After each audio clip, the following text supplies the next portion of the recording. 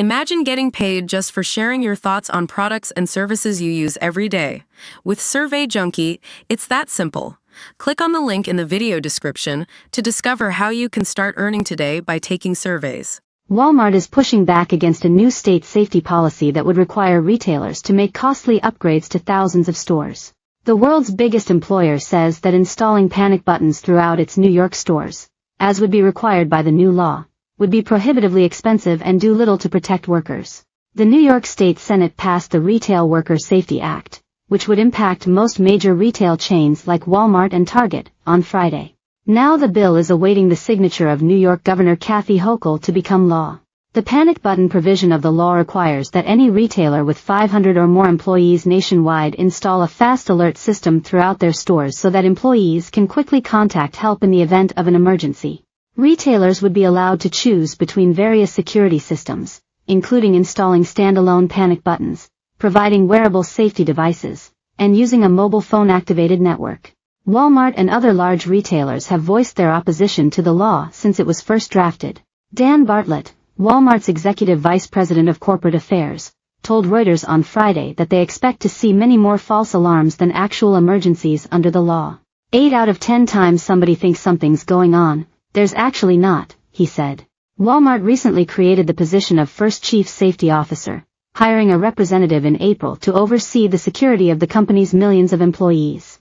The law would also require stores with 10 or more employees to provide violence prevention and safety training opportunities. Retail industry lobbyists, including the National Retail Federation and the Food Industry Alliance of New York State, issued a statement saying they oppose the rule. The costly mandates proposed in the bill, including the installation of panic buttons, will do little, if anything, to address recidivists entering stores with the intent to engage in illegal activity such as shoplifting and assault, the group reportedly wrote in a May 28 letter. If the panic button provision becomes law in New York, companies will have until 2027 to adapt to the new rules. There is no formal union of Walmart employees, but over 100,000 members of the retail, wholesale and department store union have thrown their support behind the provision. Every day, we hear stories of workplace violence and harassment from our members, and it's unacceptable, said Stuart Applebaum, president of the RWDSU, as reported by Industry Watcher Supermarket News. Employers can, and should, do more to protect their employees, he said. The New York State Senate passed a new bill aimed at protecting retail workers on June 7. The Retail Worker Safety Act was proposed by congressional Democrats as a solution to the growing amount of crime impacting retailers across the country. It would require all retailers with 500 or more employees nationwide to institute a number of changes, including. The bill was drafted by state congressional Democrats and has largely garnered support along party lines. The governor already said she fully supported the Retail Worker Safety Act in statements earlier this year.